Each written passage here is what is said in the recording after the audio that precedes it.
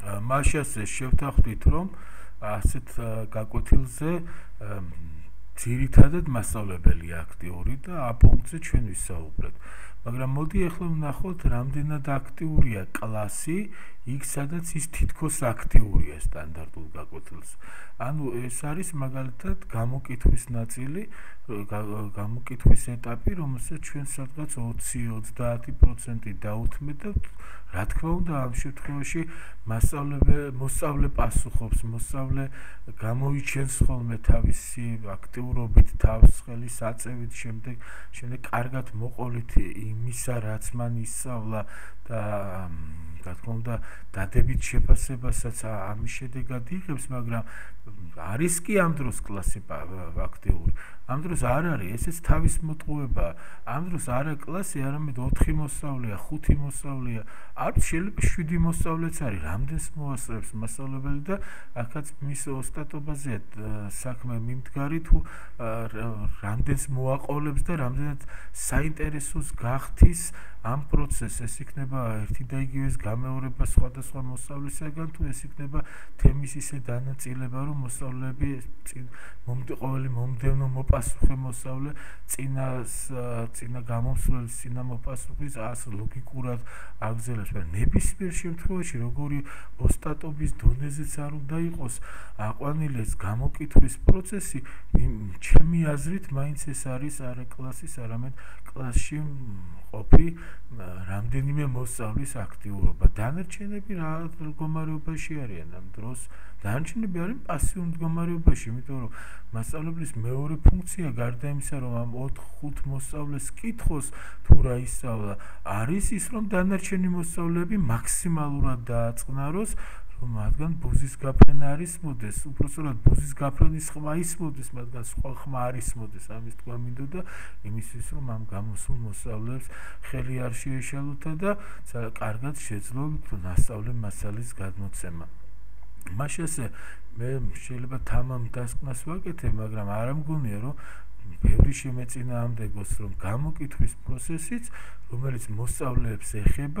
ეხება არა კლასს, არამედ რამდენიმე მოსწავლეს. რაც შეეხება გაკვეთილის დასკვნით ნაწილს, რომელსაც ჩვენ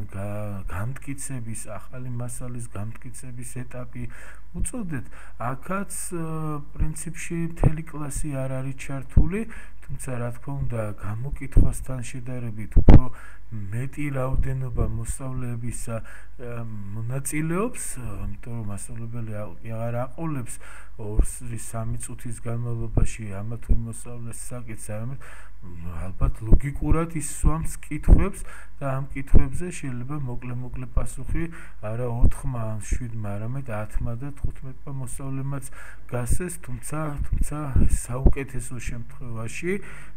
მაგრამ მეორე მხრივ, აქაც არ არის მთელი კლასი ჩართული და თუნდაც იყოს ჩართული, თავისი მნიშვნელობით გამტკიცების ეტაპი ჩამორჩება გამოკითხვის ეტაპს. ეს უფრო მეორე ხარისხოვანია ვინმე გამოკითხვისა, სადაც მოსწავლეები უფრო მეტად ცდილობენ თავის გამოჩენას, რატომ? იმიტომ რომ ის ფასდება, თუმცა ბოლო პერიოდში ეს მონაკვეთიც ფასდება, იმიტომ რომ შეფასების 3 ძირითადი კრიტერიუმი გვაქვს: შემაჯამებელი შეფასება, საშინაო დავალება, საკლასო მუშაობა და რა თქმა უნდა, მასწავლებელს შეუძლია ყველაზე ყოჩაღი მოსწავლეები, რომლებმაც თქვათ გამოავლინეს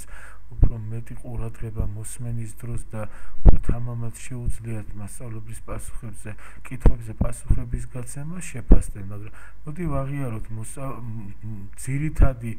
პირველხარისხოვანი დატვირთვა მაინც მოდის მოსწავლის აქტიურობისა გამოკითხვის ნაწილზე, სადაც არა კლასი, არამედ მისი მოსწავლეთა მცირე რაოდენობა არის ჩართული. ამიტომ დასკვნა რა შემიძლია გავაკეთო? დასკვნა შემიძლია გავაკეთო ის, რომ არამც თუ ესეთი გაკვეთილი ვერ ჩაითვლება მოსწავლეზე ორიენტირებულად, არამედ თვით მისი ის ეტაპებიც კი, რომელიც ერთი შეხედვით მოსწავლეთა აქტიურობას გულისხმობს, ანუ მოდის მოსწავლეს აქტიურობაზე, მაინც არ უზრუნველყოფს თქვათ კლასის აქტიურ ჩართვას საგაკვეთილო პროცესში და მაინც მოსწავლეთა მხოლოდ რაღაც ნაწილზე არის განსაზღვრული, მხოლოდ რაღაც ნაწილის აქტიურობას იწვევს და მეც არაფერს. იქნება სტანდარტული ვითარება, რომელიც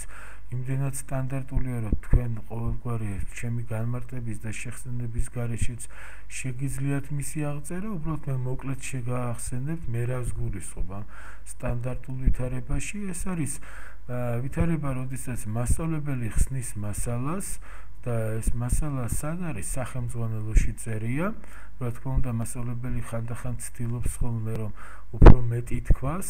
ერთი, მეორე, კარგი მასწავლებელი ახერხებს იმას, რომ არა უბრალოდ მოუთხროს ის, რაც სახელმძღვანელოში წერია, არამედ გარკვეული განმარტებები მიცეს, რაღაცაზე ყურადღება გაამახვილოს, თუნდაც რაღაცა, რაც ისედაც ძალიანიულად გასაგებია და დროკი მასწავლებელს ცოტა აქვს ყოველთვის, გვერდი აუაროსა და უფრო ძირითადზე გააკეთოს აქცენტი, დაუბრუნდეს ნათქვამს, კიდევ ერთხელ გააკეთოს დასკვნა, ჩამოაყალიბოს ძირითადი დებულება. ოჩახ ასეთ მასწავლებელს ძალიან კარგია, რაც არ უნდა მან იყოჩაღოს, მასწავლებელი ხსნის იმ მასალას, რომელიც სახელმძღვანელოში წერია. მოდით ამაზე შევთანხმდეთ. მეორე, რას ეკეთებს მოსწავლე? ანუ იქნება ვითარება, როდესაც მოსწავლე, რა თქმა უნდა, სახლში, როცა მიდის ის და ამზადებს გაკვეთილებს, სწავლობს,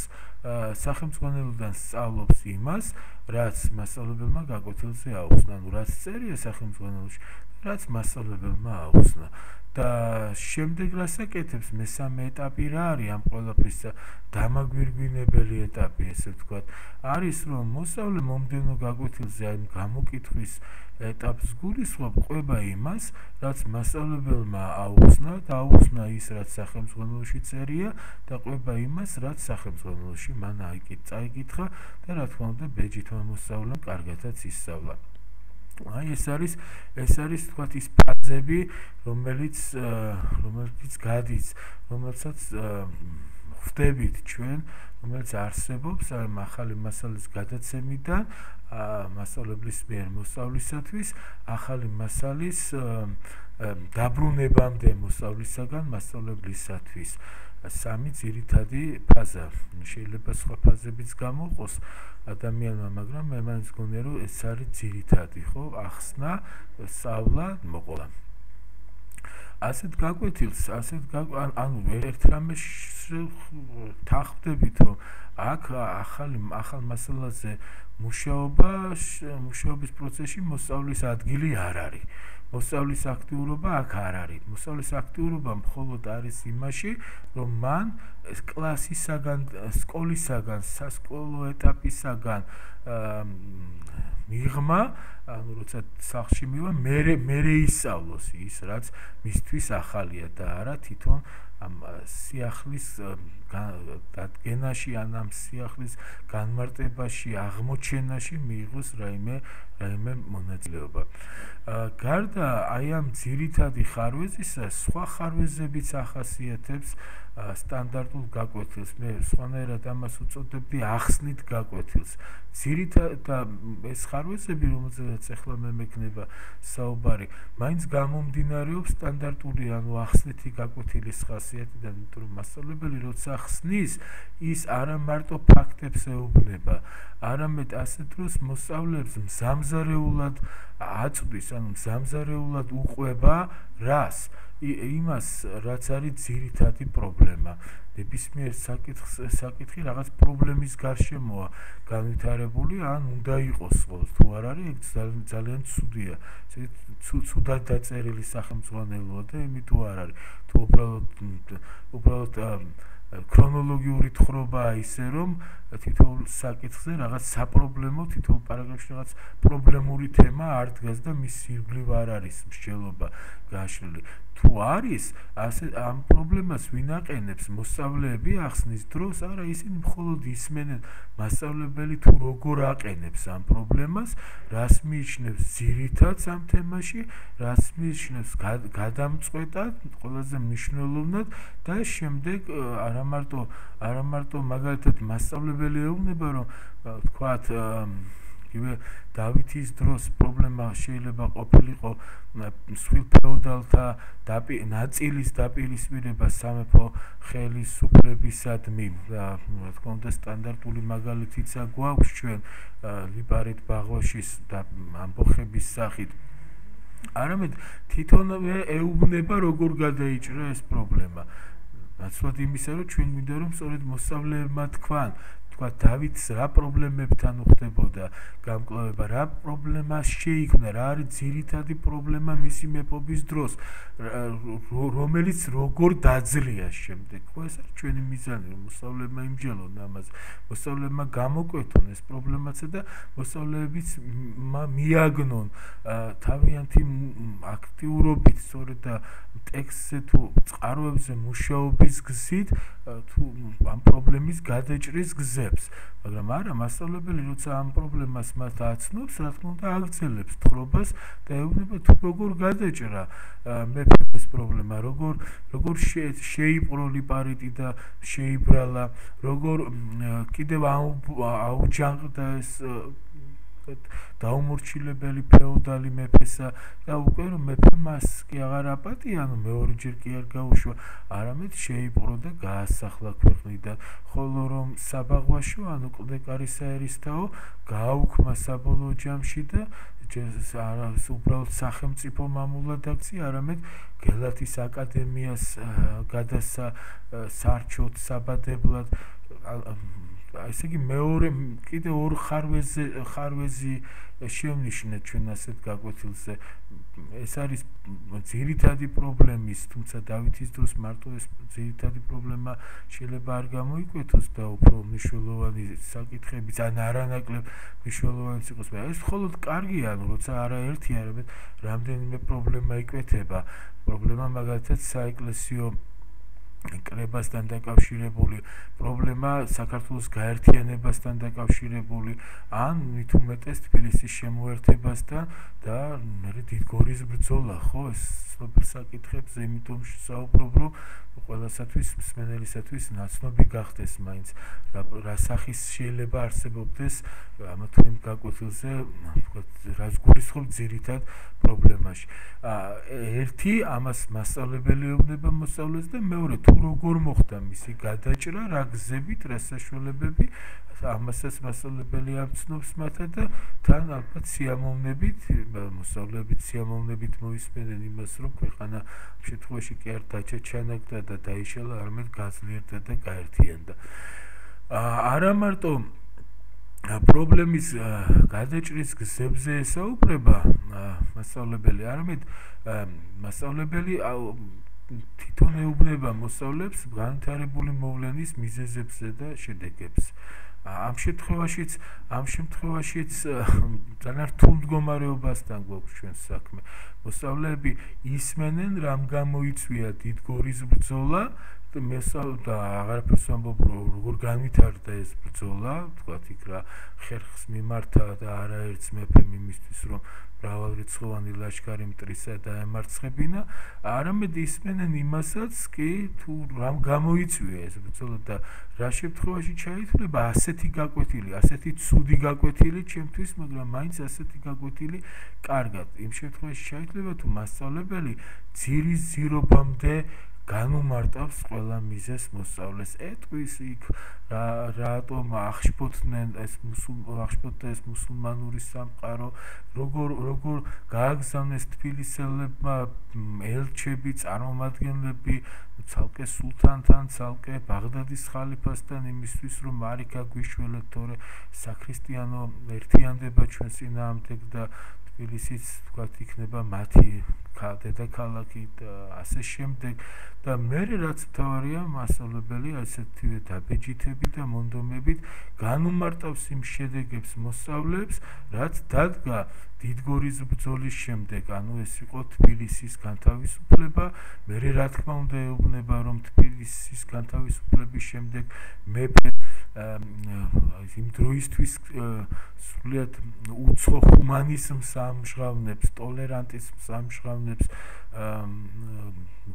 მუსულმანი ებრაელი სომეხი მოქალაქე ანუ არაქართული და ზოგჯერ არაქართული და ზოგჯერ არაქრისტიანი მოსახლეობის მიმართ იმ შეღავათებსაც აცნობს და რა თქმა უნდა თავის დასკვნასაც იმის შესახებ რომ ეს დავითის ეპოქა არა მარტო დიადი გამარჯვებებითაა მნიშვნელოვანი არამედ იმითაც რომ თქვათ ამ დიად გამარჯვებებს ჰუმანიზმის არნახული საარაკო თქვათ შემთხვევა მოხვა და კიდევ ერთი აქ უკვე ის თქვი რაც შემდეგ ამ კუბიკში თუ მაშინ უნდა მეთქვა გამოტანილმა თვითონვე ამცნობს თავის შეფასებასა და დამოკიდებულებას ანუ ეუბნება კარგად დაიმახსოვრეთ რომ დავითი არის დიდი მეფე დიდბუნოვანი მეფე რომ მან დამარცხებული მოწინააღმდეგე შეიწყნარა რომ არა მარტო შეიწყნარა არამედ რა გააკეთა შეღავათების დაუწესა მერე ვინც ის ეგებ ილია ჭავჭავაძის სიტყვებიც კი უთხრას დავითთან დაკავშირებით ეს მისი ცნობილი სტატიიდან თუ როგორ აფასებს ილია ან სხვა რომელიმე ისტორიკოსი რატომ მარტო ილია გამახსენდა იმიტომ რომ მართლაც მეორე დიდბუნოვანი და დიდი ადამიანია საქართველოს ისტორიაში დავითთან ერთად აი ამ ფაქტს ხომ ანუ ჩვენ ამის წინააღმდეგი კი არა ვართ რომ ძირითადი პრობლემა იყოს გამოკვეთილი რომ პრობლემის გადაჭრის გზები იყოს განმარტებული რომ ამა თუ იმ ისტორიული მოვლენის ფაქტის მიზეზი და შედეგი იყოს გაცნობიერებული და მით უმეტეს რომ შეფასება და დამოკიდებულება ამა თუ იმ მოვლენისადმი მოღვაწისადმი ან ფაქტისადმი იყოს გამოთქმული არა პირიქით ჩვენ თვლით რომ გაკვეთილი ზუსტად ეს არის ზუსტად ამ მიზანს ისახავს მაგრამ ჩვენ წინააღმდეგი ვართ როცა ყველაფერი ეს ხდება მასწავლებლის მიერ და არა მარტო ახალ მასალას ისმენს მოსწავლე და არ მარტო ისმენს არამედ იმახსოვრებს არამედ ახალი მასალის მოსმენასთან ერთად აი ამ ყველაფერსაც ისმენს და იმახსოვრებს ისე რომ არავითარ აქტიურობას არ ამჟღავნებს კიდევ მოგაბეზრეთ თავი ალბათ მაგრამ მაინც ჩამოუვლი ამ ჩამონაწერს არავითარ მონაწილეობას არ ღებულობს არც პრობლემის გამოკვეთაში არც მისი გადაჭრის გზების ძიებაში და დადგენაში თუნდაც ძიებას თავი დავანებოთ ეს კიდევ უფრო რთული ამოცანა არც მოვლენათა მიზეზების დადგენაში შედეგების განსაზღვრაში ამ მიზეზშედეგობრივი კავშირების დანახვაში და წარმოჩენაში და რაც ჩემი აზრით ყველაზე კატასტროფაა შეფასებებსა და დამოკიდებულებებსაც მზამზარეულს იღებს მასწავლებლისეულს ანუ თვითონ არ იმუშავებს ამას და მე ახლა რაღაც კითხვები იბადება ხოლმე რომ აი საზოგადოებას რატო არ აქვს ღირებულებები თავისი გამომუშავებული და დამოკიდებულებები ამ ღირებულების მიმართ არ აქვს იმიტომ რომ აი განკუთვნილად ეს პრაქტიკა არის ის რაც განაპირობებს რომ ესეთი მდგომარეობა არ იყოს როცა მასწავლე მხოლოდ მიმღებია ამ დამოკიდებულებისა და არა გამომუშავებელი ანუ თვითონ რომ შეიმუშავებს ავ თუ კარგ დამოკიდებულებას ამა თუ იმ საკითხისადმი და სამწუხარო კიდე ყველაზე მეტად ის არის რომ სწორედ ისტორია არის საგანი რომელიც ყველაზე მეტად უზრუნველყოფს და უნდა უზრუნველყოფდეს აი ამ პროცესს ანუ შეფასებებისა და დამოკიდებულებების ჩამოყალიბების პროცესს თითოეული მოსწავლისათვის